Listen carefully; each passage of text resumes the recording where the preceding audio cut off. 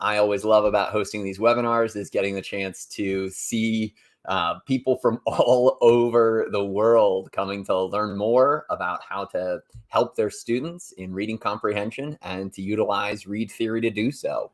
So welcome from Canada and Sweden and Idaho and the Jersey Shore and Wisconsin and Qatar and Sheffield and Italy and Netherlands. Thank you all. Thank you all for joining us. Thank you, Latvia and Philadelphia and Turkey. It's truly amazing the reach of these webinars and the reach of Read Theory around the world. So it is always humbling and amazing to be here with you all.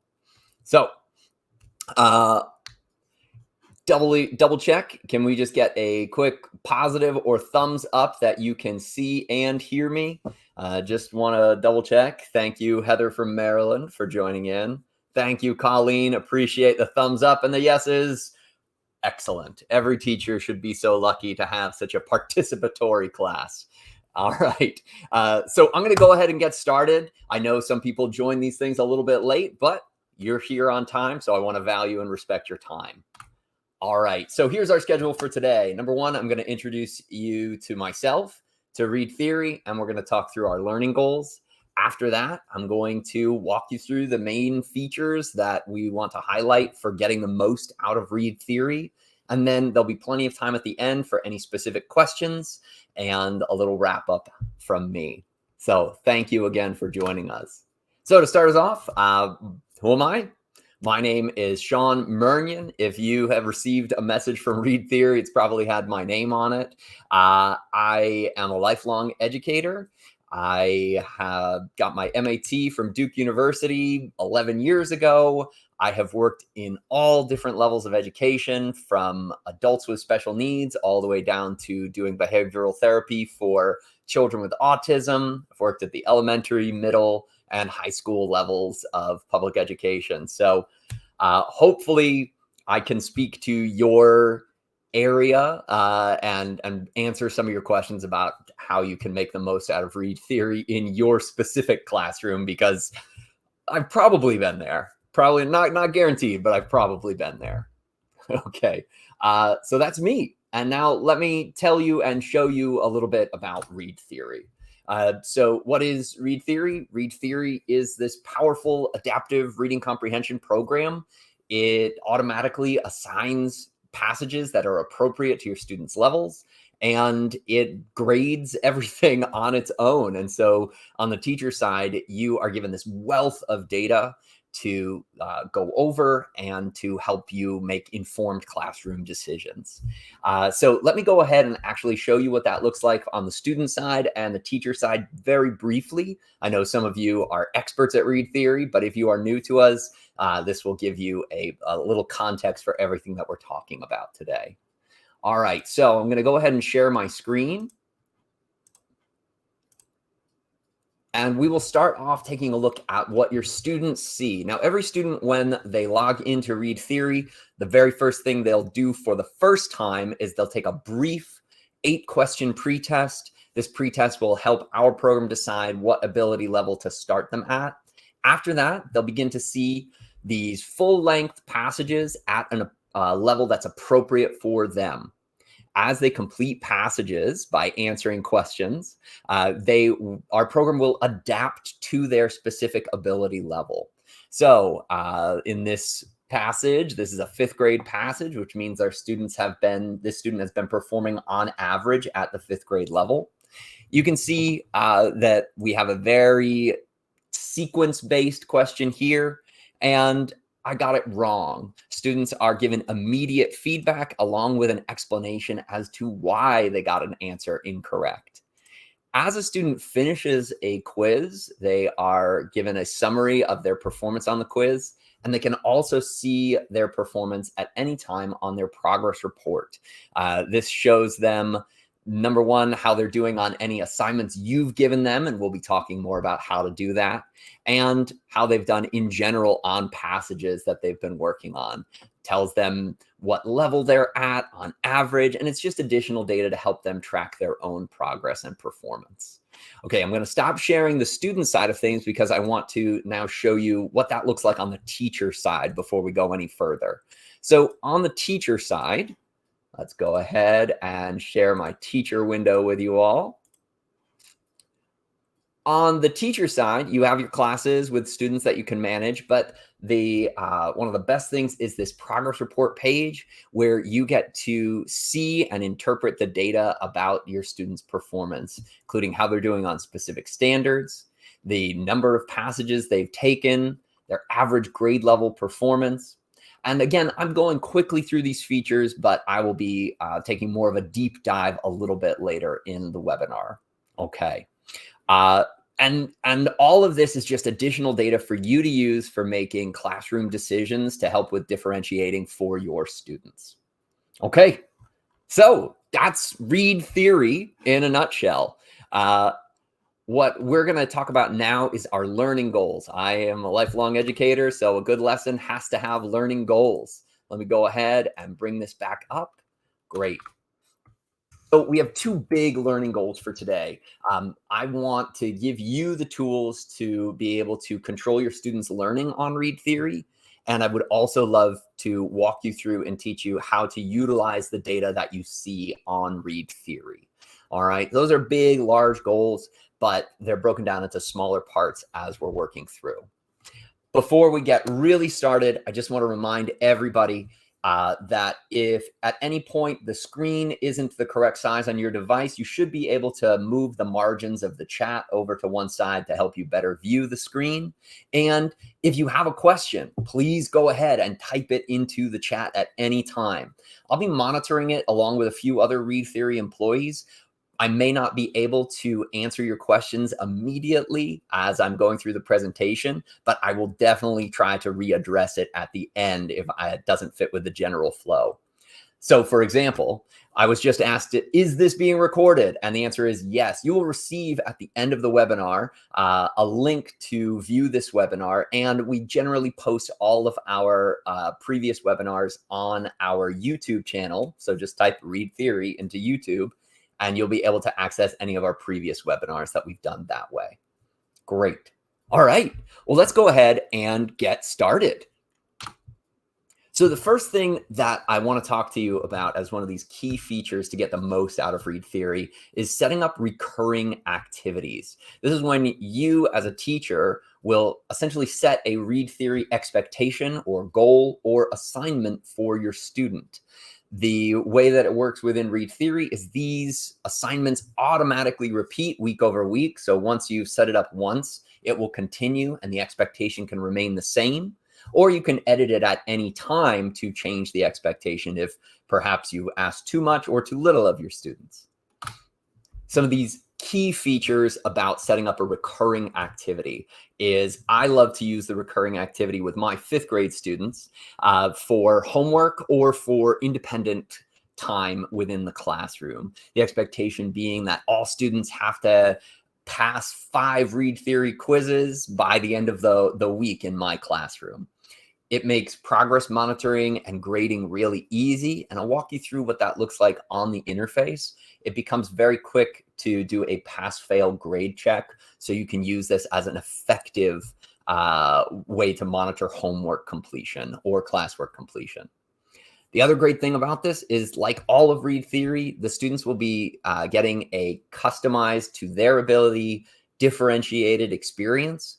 And so one student may be seeing 5th grade level passages, another student might be seeing 3rd grade level passages, but the program will be serving their needs based on how they're performing on the passages. And so everybody gets an appropriate level of reading comprehension practice. And the other big thing is you can determine what's most appropriate for your class, whether you'd like it to be mastery or completion focused. Okay. So that's the basic outline, but let me show you in practice what that looks like. So this is a lot more understandable. So let's go ahead. I'll share my progress. I'll share my screen with you all again here. All right. Now, within your teacher page, you've got a few different top line navigations. The one that we're going to be focusing most of our time today on is this activities section. So on the activities section here, once you're navigated to it, you're going to actually go to create new activity. So on create new activity, you're given these different options. And the one we're focusing on first is our recurring weekly activity. All right. So at this point, I get to determine who I want to assign this to. We default to the classroom view, but you can, if you at any point decide that you only want some people to be assigned to this activity, you can actually make it assigned to just a few students. For our purposes today, we're going to assign it to all of our Hogwarts students, Hannah Abbott, Justin Finch Fletchley. Here we go. So once I've decided whom I'm going to assign this practice to, this assignment to, I then set up the parameters of it. And this is what I mentioned before. If you want it to be completion or mastery based, you can complete or pass the exam. In general, we consider an examination passed if your student performs above the, I believe it's 70% level. And then we can set how many passages they need to pass or complete. And then you can set the time frame for it. A week-long time frame starting Monday morning and ending Sunday night is usually our default for all of these, but you can set them up. Let's say if you want the homework to be done by Friday morning, you could have it all set for that specific situation. So in this one, I would say by Friday at 6 a.m., they have to have completed their work, or 1 a.m., or whatever I choose there, right? And then when I click proceed, I'm given a quick summary of the assignment that I've set out, that it's going to be for 14 students, that they have to pass at least 5 passages, and that they have to do it by Friday every week. When I click finish, that assignment is created. And the next time my students log in, they'll actually receive a notification saying they've received this assignment, and it'll let them know how far along they are in completing that assignment. So what that looks like once you complete the, once you click finish, you can actually see on the activities page how your students are performing on the activity you've assigned. So in this scenario, I have a recurring weekly activity here, and I have that it starts on the 15th and ends on the 21st of August. I've assigned it to these 14 students here. Up at the top, you can see a very quick snapshot view that tells me only 1 out of my 14 students have completed this assignment so far. And you can see that this is listed as in progress for all of them, but I can see at a glance, Draco Malfoy has completed. I can see how he did on each of the passages and what level he was reading at. What I love about this is that if I am doing a homework grade book, I can very, very easily see, okay, I can give credit to Draco Malfoy, and for some reason, Hermione Granger failed to do her work this week. And so it makes it very quick and easy for me to give a pass-fail, check plus on students for a classwork or a homework assignment. And that's really it on this side of it. You get quick, instant access to their data, and it's pretty easy to set up and to customize for your situation. And I do see 2 great questions that I am going to address right now. The first person asked, assigning weekly activities is part of the free program, correct? Yes, it is a feature that we make available to our free users, but as a premium user, you actually get more customizable options. So you have a little more control about the specifics for your class. So that's the value you get by signing up for the premium version there. And then Teresa asks, is the assignment the same for all students? So just to be clear here, the students will receive their adapted for them lesson progression. So one student might be seeing 3rd grade passages, one might be seeing 6th grade passages, depending on their demonstrated ability. But if you've set up an activity for them to pass 5 passages, well, then they have to pass 5 passages that they're assigned, whether they be 6th grade or 3rd grade. The idea being here that reading comprehension practice that's at a student's level or pushing them right at the edge of their level is more valuable than assigning every student a 5th grade passage. Your high flyers will be bored. Your low underperforming students will be struggling too much to engage with the material. So that's why I love this. It's automatic, automatically makes things nice and simple and easy for differentiated instructions. All right. Julie asked, how long should 5 activities take on average? It really, really depends. I know that's not the best answer I could give you, but if your students are answering 2nd grade passages, 5 passages might take them 20 minutes. If they're answering 10th, 11th grade passages, it could take them 40 minutes. It could take them an hour. It really just depends. But I would say, each passage is appropriately sized for the level that they're at, with our grade 1 passages being around 100 words, with our grade 5 passages being around 400 words, and our upper level passages being close to 1,000 words. And so it really, really will depend on the situation. I will be able to show passage examples a little later on. So let me go ahead and show you the next feature that we have available. And then I'll come back at the end and circle back to some of these additional great questions that were being asked. All right. So the next thing that I would love, let me go ahead and make that the big part there. Great. That I want to talk to you is this feature called assigning passages.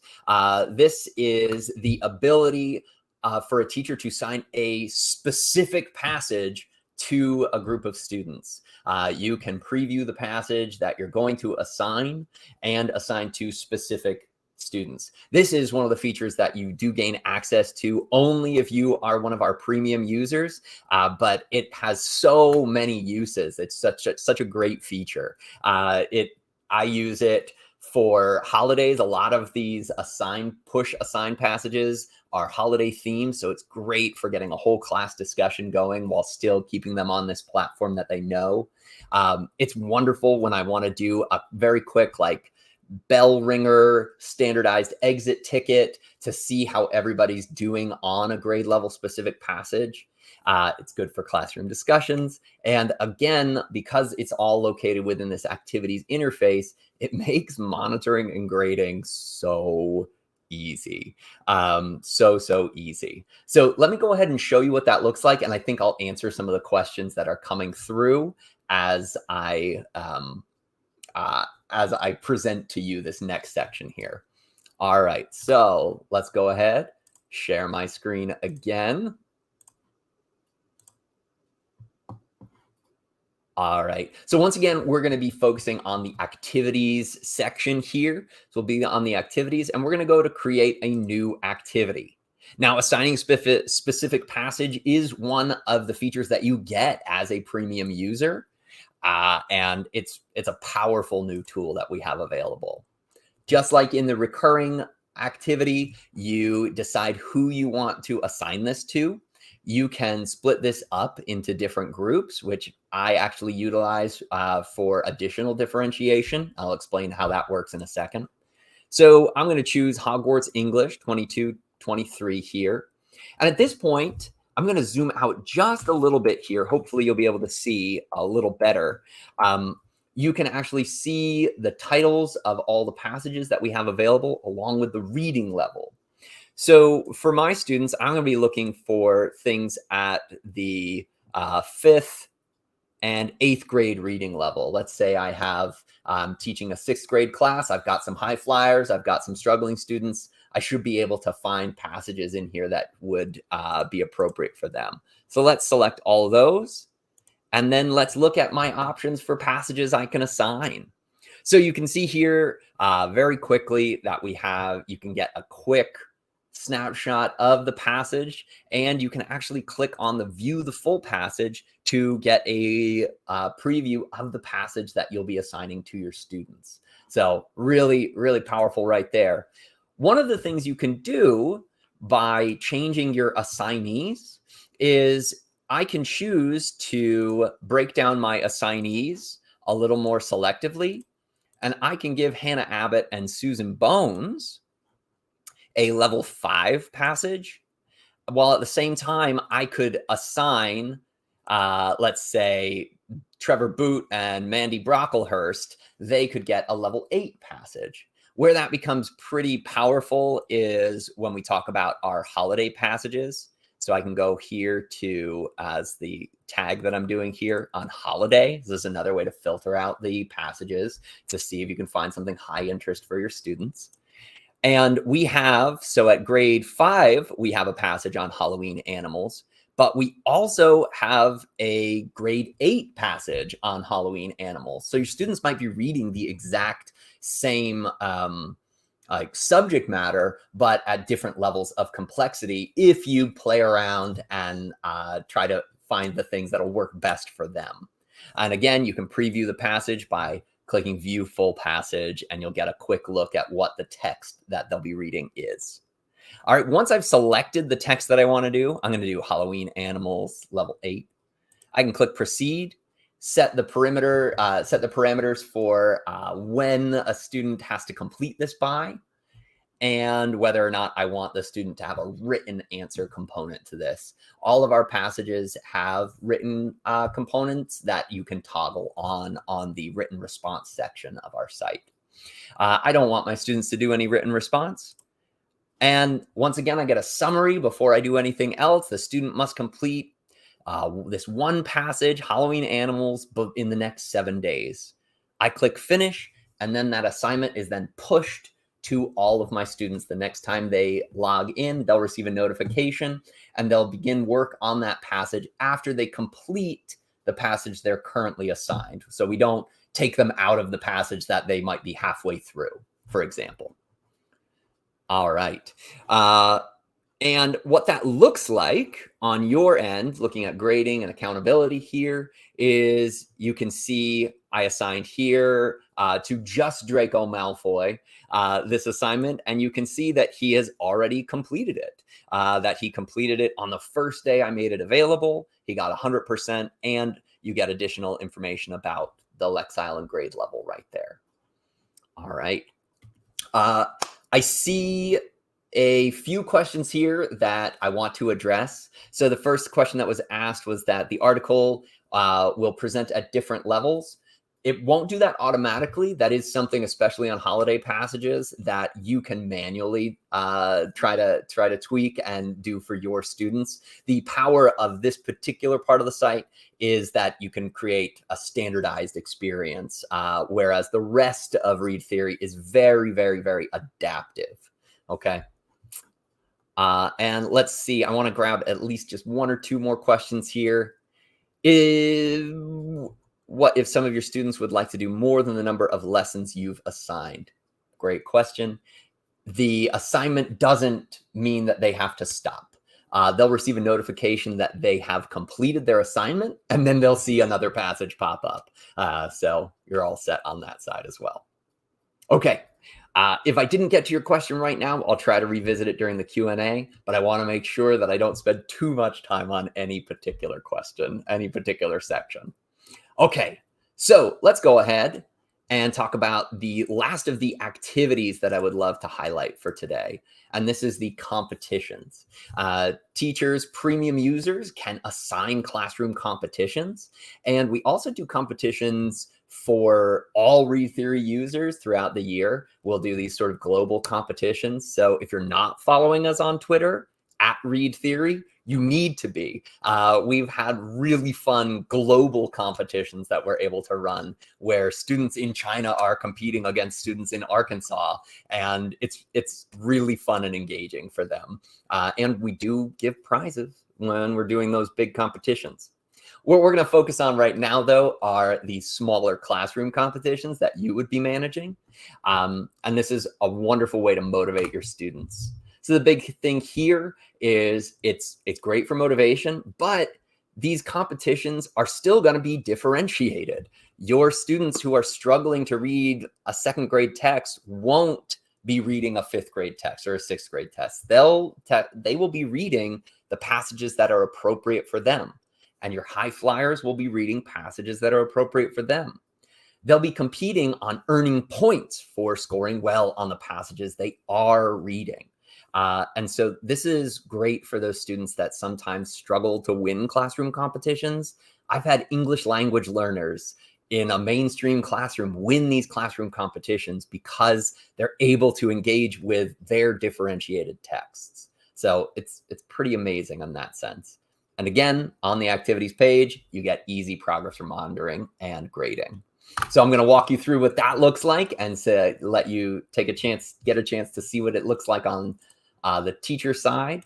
So share my screen again. And we're back to the activities page here. We're going to create this new activity and we're going to start our competition. Again, we get to decide who is competing in the competition. What's nice about this is you could have your first period class competing against your third period class, or you could keep it within your first period class. So for this one, let's have Hogwarts Summer School versus Hogwarts English class, and we'll have everybody competing against one another.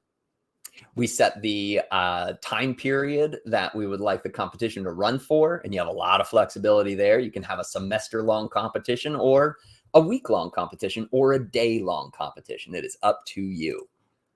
And then once again, you get a summary of the competition that you've set up, when it will begin and end, and you click finish to create that competition. Once you've set it up, you can actually, on the activities page, you can view the leaderboard and see what the level of engagement is with the competition. So we can see here on start a competition, I had a competition that started on Sunday, and I have some students who have already really decided to jump in and start working on this. Draco Malfoy, I don't know what is going on with this kid, but he is motivated by Read Theory. And so you can see he has earned 125 knowledge points. Again, this is all done through the points so that even though Draco is reading below grade level, he is still able to perhaps win this competition. And you can see here that Hannah Abbott has read 2 passages and earned 59 points. And so it's a very fun leaderboard that you can project to the class. It doesn't reveal anything about their grade level or their lexile on this. This is something that they can you can use to just motivate your students. All right, I'm going to just check in real quick. Okay, I don't think I've been asked any additional questions so far, so that's great. And so just to review, the activities has these 3 big sections here. You've got the recurring activity. This is great for homework or setting a goal for classwork. Assigning specific passage. This is a real strength when you're looking at trying to teach up at the board one specific passage and one skill, or to do a end of class standardized assessment. And then you've also got classroom competition, which is all about motivating your students. Okay, so those are the 3 major activities that you can utilize with Read Theory. What I would love to do next is to walk everybody through, let's see, progress reports. I want to make sure that everybody, we just spend a little bit of time here so that everybody feels comfortable with knowing what the progress reports are saying, as well as for me to highlight some of the additional data that is available to our teachers, especially if you sign up for our premium offering. So I'm going to navigate to the progress report page, and I'm going to share my screen with you. Okay. So on the progress report page here, it defaults to the classroom view. I like that it defaults to the classroom view. It gives me the ability to, at a very quick glance, see how my students are performing and see their strengths and weaknesses quickly. So I want to just take us through each of these sections, and then I'll dive deeply into each one as well. The very first thing that you will see at the classroom view is how your students are performing on specific question types. And you're able to dive into more detail into these question types. So if I actually click on details, I can see how my class is performing on craft and structure questions, how they're performing on application of literary elements. These are questions where the question actually gives the definition of a literary element, and then asks students to apply it to the text. So these are higher level questions. Text structure, vocab. Now, at a glance at the classroom level, this allows me to very quickly see that my students are struggling with text structure questions. And then I can actually dive into the data even further if I wanted to. And unfortunately, my students haven't been working very hard, but I would be able to see which students were struggling versus which students were demonstrating mastery. So I could see perhaps that Draco Malfoy is doing really well at this, but Hannah Abbott is struggling. So it allows me to have that additional little insight into both the class and the individual all in one spot. And so you can see this for these types of questions, integration of knowledge with true or false or making connections. And you can see key ideas detail. These are things like inference and central idea. And so again, it's just a quick way for you to see your whole class and then individual data points. So this can be used by teachers to quickly sort students into groups. So I love this. I love this. All right, back on the main overview page. So we were on curriculum standards from our details to that. You can see how many quizzes a student has completed. This helps you see the general level of engagement with your class at a glance. You can also look at grade level performance. This can help you make curriculum-based decisions regarding the Lexile level of texts that you're going to be offering students. And you can look at patterns over time for how students are performing. And again, this shows in general, the top level, that student, the pretest level, and whether or not they're performing at their highest ability level there. So let's take a look at a little bit more of a deep dive. That was a quick overview. On the quizzes taken, you can get a quick glance at not just how many quizzes have been taken, but how well a student is performing on them. So you can see that Hannah Abbott is leading the class in quizzes that she has attempted, but she's actually not passing the majority of her quizzes. This would be a pretty clear indication to me as a teacher that this student is not giving their best effort into these passages. And so I would want to talk to Hannah about slowing down. And it allows you to see at a glance how everyone is performing relative to everyone else within the class. Similarly, with grade level, you're able to see your students' average grade level. You can sort these by grade level or by name, but I love sorting by grade level for helping me set up groups or reading circles. And so this really can be a powerful little data analysis tool for all teachers. Similarly, Lexile level, again for grouping. Lexile is a reading complexity measurement. We actually have on our site ways to convert this to ones that you might be more familiar with regarding like accelerated reader or Fountas and Panet. So whatever system you use, this should help you make curriculum decisions and again, group your students. And the last is knowledge points. You can very quickly see which students have been earning the most points and how they've been performing. Okay, so that is the progress report section of this. I know I covered a lot there. There is a lot you can do with this information, and that's one of the things that I find most powerful about ReadTheory. Additionally, you have the ability to export reports.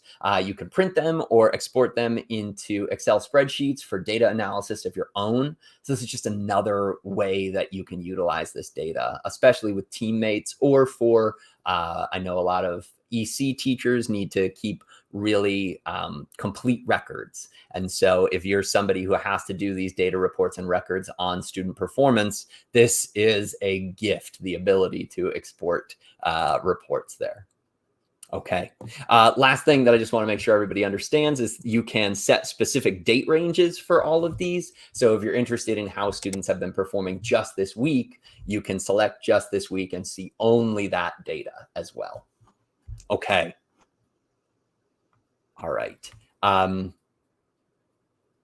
Cool. I see some great questions that I would love to address in just a moment. I just want to make sure I get through all the core content, and then I'll start answering a lot of the more specific things. Okay, let's get back to the slides here.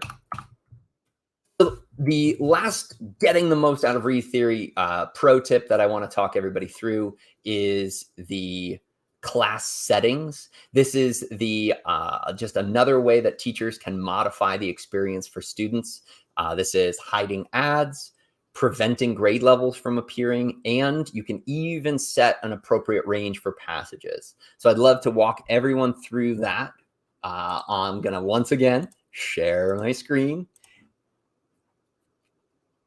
And on this one, we're moving over to the My Classes page. So on the My Classes page, you can look at an individual class and you can edit the settings for that class. So again, this is on that top line, My Classes. You can edit the individual settings for the class.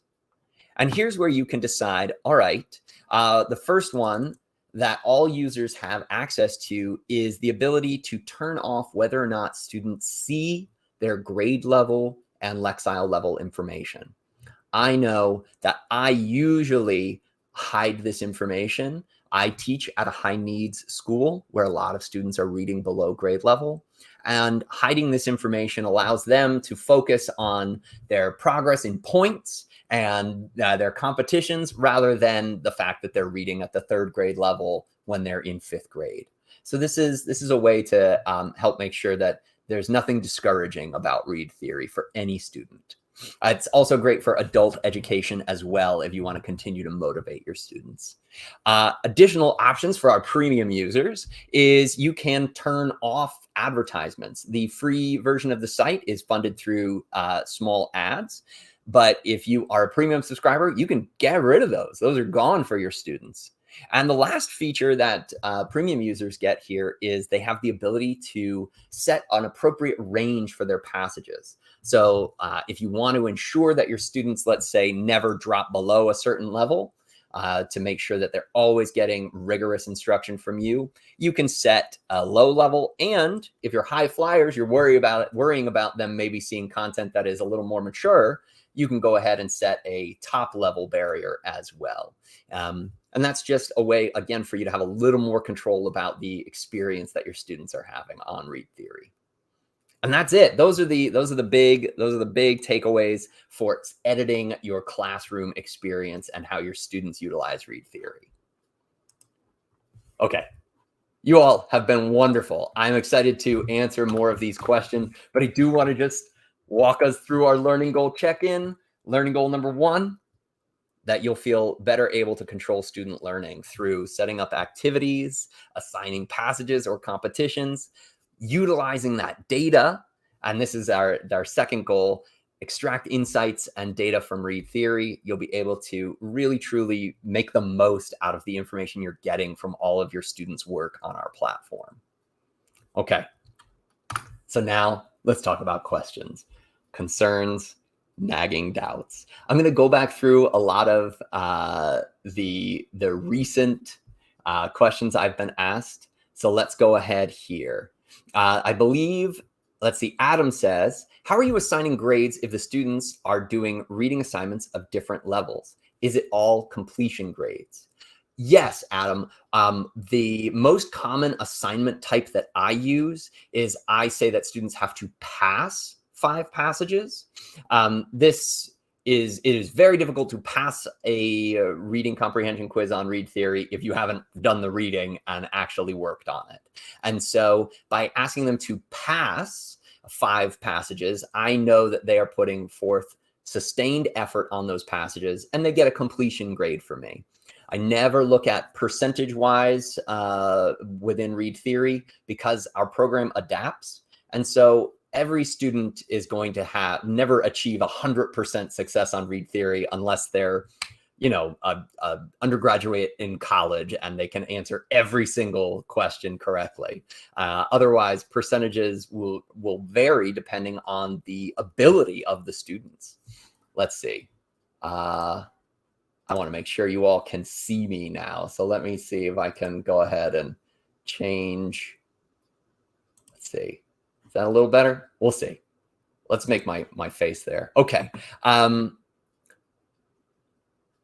hopefully I answered that question. Adam's question, does each article have Read Theory made questions? Yes. Every passage on Read Theory was written by teachers for teachers. I myself wrote some of the passages on Read Theory. A number of my colleagues, high school teachers, elementary school teachers, have worked together to write these passages. We've had some lifelong educators that have worked hard to make these. So yes, every Read Theory passage is original and written with questions to accompany it. Brian asks, is there an administrator function that will allow department head to see the progress of several teachers or a grade level? That's a great question. I encourage you, Brian, to reach out to our support staff. They can walk you through the best ways to set that up and whether or not that would be available for you.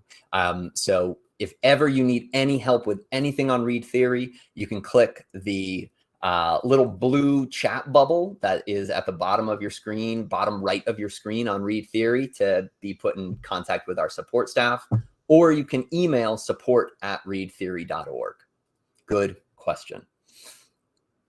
Let's see. I see the question, are reading strategies available to students? Some of my students are struggling with this. Our site focuses currently on just generating data for you to then utilize within your classroom.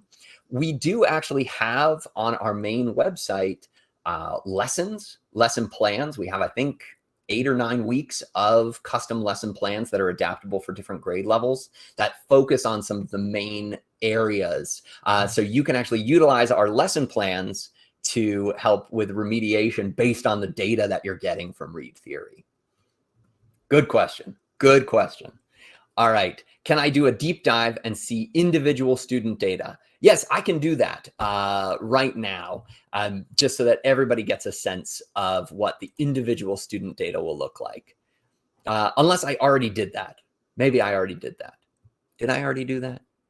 Shuki, will you go ahead and just tell me whether or not I still need to do that? Thanks. All right. So Leslie asked about premium package for a school, and I saw one other question about pricing. There is a link that has been put into the chat about pricing. The best value is always to get the whole school on board, and I really encourage you to be an advocate between us and your leadership at your school. When compared to other reading comprehension programs, Read Theory is a bargain.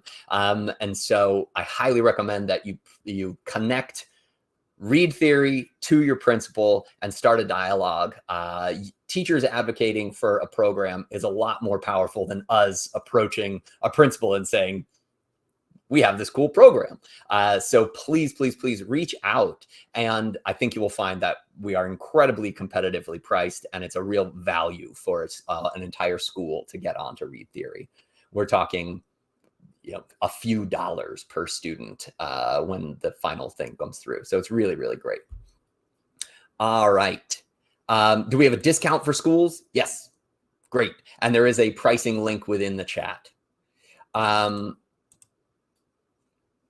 Sandra asked, in competition mode, would Draco Malfoy win the competition regardless of how many questions he answered incorrectly? That's a really great question. This is a common concern that we have about careless click-through. One of the ways that points are assigned in Read Theory is to disincentivize careless click-through.